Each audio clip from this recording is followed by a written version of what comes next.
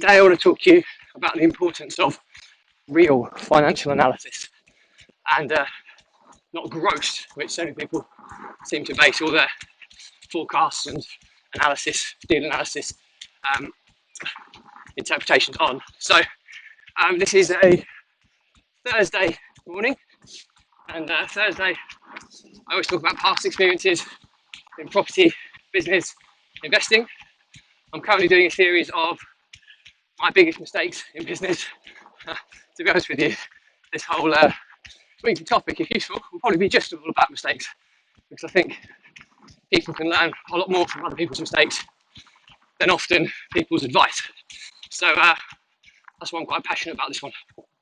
So the reason I want to talk to you about this is because this one's burned me so many times, and it's only, in my latter years, I suppose, of business that I've really kind of nailed this and realised when you're growing up. I started in property in my early 20s, I'm now 38, and I was all very much focused on, got to make the most of my time, fear of missing out, need to crack on, need to get deals, need to get property over the line to obviously ensure that I was on track with my projections of where I wanted to be, which is all good. There's nothing wrong with hunger and ambition, but the naivety that came with that and the decision making has caused me probably years of lost time further down the line.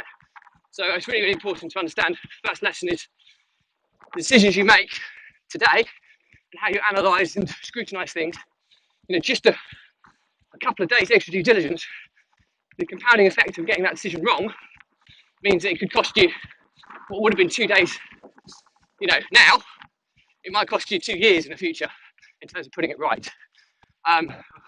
What I mean by that, if you buy a bad deal, it's not working. I mean, the due diligence to really, really scrutinise the deal, it might have taken you a few extra hours or a few extra days. But if it goes wrong, and it's in an area that's really difficult to sell, really bad area for tenants, really bad area for, I'm talking about property here, but this is relevant to any kind of business opportunity or any investment. But I'm just using the property analogy here. If you get a bad area, bad tenants, bad demographic, it can take you months, sometimes years, to dispose of an asset, and sometimes you can lose. You can lose more in terms of what you paid. So you can lose money on the actual sale as well. So, and I've been there and done all of these. So I speak with wisdom in this area. So what do I mean by real financial analysis? Well, firstly, you need to understand the key metric that you're going to use for analysing an investment or property. Now, some people use yield.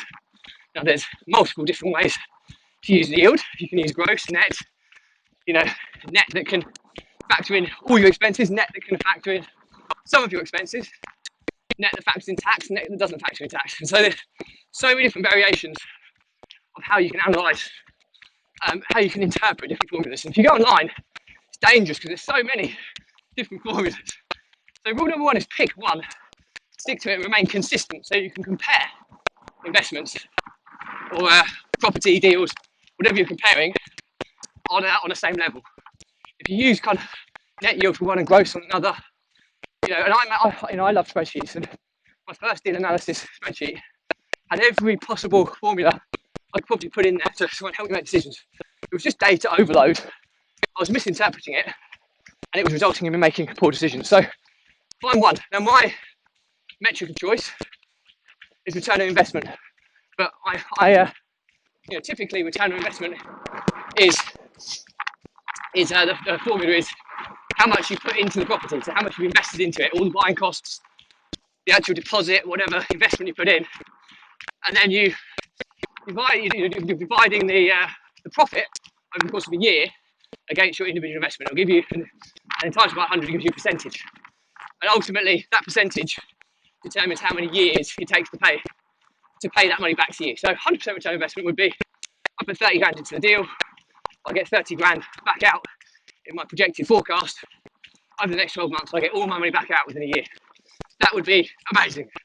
And if you get those opportunities, first and foremost, make sure they're not too good to be true. I'll talk to you about that in a separate mistake vlog in the future. But obviously, a lot of investors would invest money on 10% return on investment, so they're factoring in they're going to get their money back over 10 years, and they see that as a strong investment. When I was growing my portfolio, I was regularly getting close to 50% return on investment on my HMOs and the strategies that I was using. I've changed now because of, I think I've talked to you about my plan for coming away from the HMO market and using my 2+2 strategy to get HMO rents for single occupancy property, which again I've talked about in other episodes and I'll go into more detail in the future. But but I've certainly always, and even when I was doing joint venture deals with potential JV partners, I was always, the minimum I was aiming for was 20% for them. So what I mean by that, it would have been a 40% return on investment deal. Obviously when in profit sharing, they would realise 20% as opposed to the full 40, based on my the way I structure the deals. But I'll talk to you about those and the mistakes they've made with joint venture partnerships in another episode. So you can see the type of, but the key thing is here, I wasn't just factoring in gross, because the formula I gave you there is gross. Money in minus annual profit divided by money in, so that's deposit, buying costs, etc. Bear in mind your annual profit is always a forecast as well, which makes it fraught with danger, and times it by 100, and that gives you a percentage figure. Okay, so that's how you do gross return on investment. However, I do a kind of a hybrid version of it, and what I do is I factor in as much of the expenditure into the profit as I possibly can, and I factor in tax, I factor in voids, maintenance, all the variable costs, all the fixed costs you can generally nail pretty accurately based on interest rates, etc. But what I'll do is I'll look at scenario analysis as well. So what happens if interest rates go up 1%, 2%, 3%? What impact does that have? I'll look at those scenarios. I'll look at voids based on 5%, 10%, 15%. Maintenance based on 10%, 15%, 20%. And these scenarios, and if worst case scenario I'm still making money, that will be the most important thing to me. I'm still making money in what I believe to be the worst case scenario, because a lot of gurus say, oh, you should factor in 10% for maintenance and voids. Well, I can tell you now, if you're HMOs, that's too low. I mean, I factor in at least 15% of voids and maintenance. And if I'm under 15%, I'm doing really well. I've been up as high as 20%. Okay, my tenant demographic might be slightly harder to manage than some other people's. So this is where you have to get the data to give you an accurate figure. I know that I wouldn't even look at less than 15% for maintenance and voids. That's why. And if I'm there, I'm playing my A game. So I'll often look at 20-25% to make sure there's still money in the deal for me. Now, I didn't always used to do this, and this is where the mistakes are made. Probably over half my portfolio was probably acquired on gross figures, and worst case, even than that, there'd be purchased based on spreadsheets that the person selling to me would have given me. Obviously, if you buy through deal packages, they're going to, not always, and there's a lot of very good and honest deal packages, but more often than not, they'll try and make the figures look slightly more attractive. Now, they might not be, really out with the figures, but they'll nudge them slightly in the direction that makes it look like a better investment for you. And you have to be really, really careful of that. So firstly, the second lesson is never trust somebody else's spreadsheet, especially the person you're buying the deal off of. I'm just turning around here before I run on the main road. So always do your own analysis and create your own spreadsheet. And it takes a bit of time to put these spreadsheets together to learn these formulas, but you start, less is more. Like I said, I've given you what I use and the formula that I use. The only difference being with that formula, it's easy to work out what you're paying for the property. If you deposit, you'll know what your deposit figure is. If you've got quotes from the buying costs, etc., you know what even stamp duties be. Yeah, obviously there might be some movements on stamp duty at the moment due to COVID, but you know what your stamp duty is going to be. You know what your deposit's going to be. You know what your legal fees are going to be. You know what your valuation fees are going to be.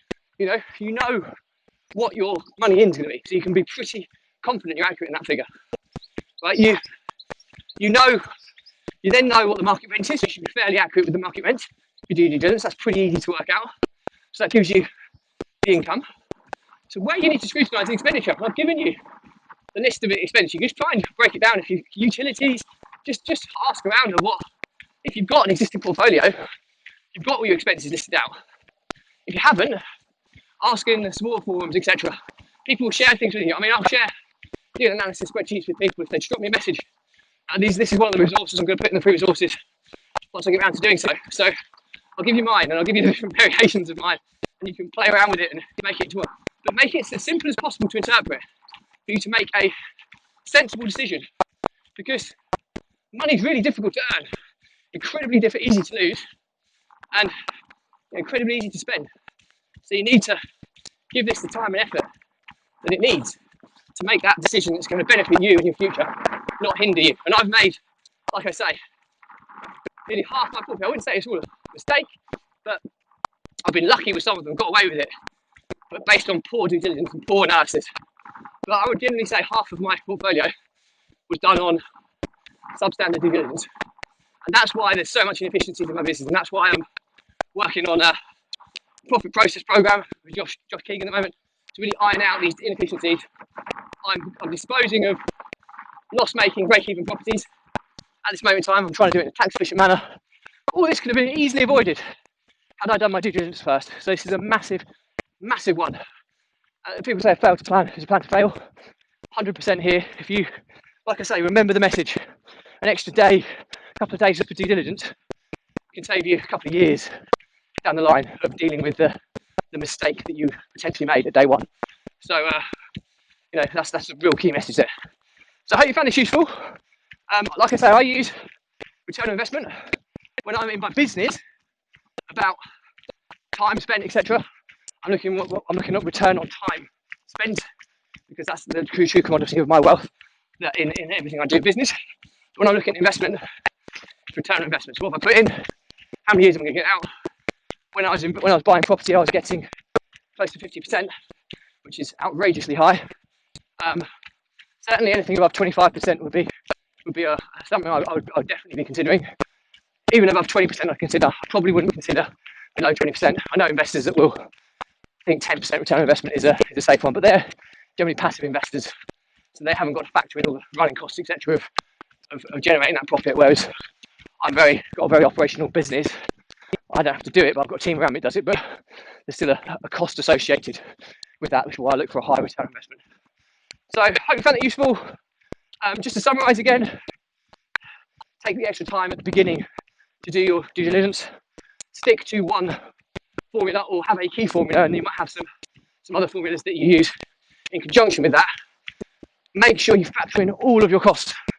Don't go on gross. Use net, include tax if you can as well. All really important stuff to see what the real bottom line for that property is.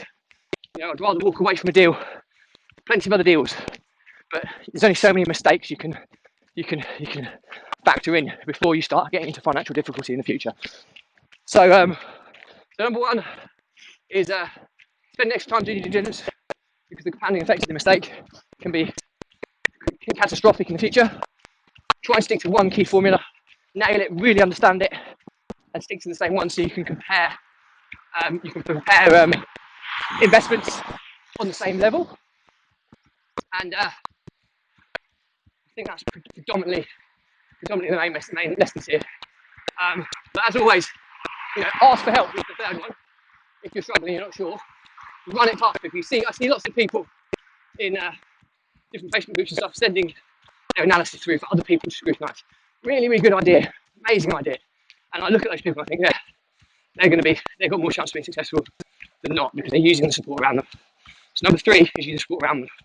And like I say, I am hopefully one of those people who can support you.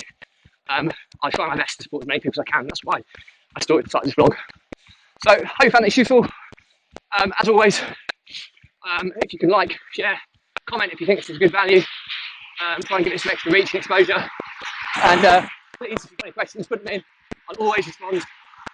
If it's a big enough topic, I'll do a vlog episode. And always stay positive, stay happy. See you in the next episode.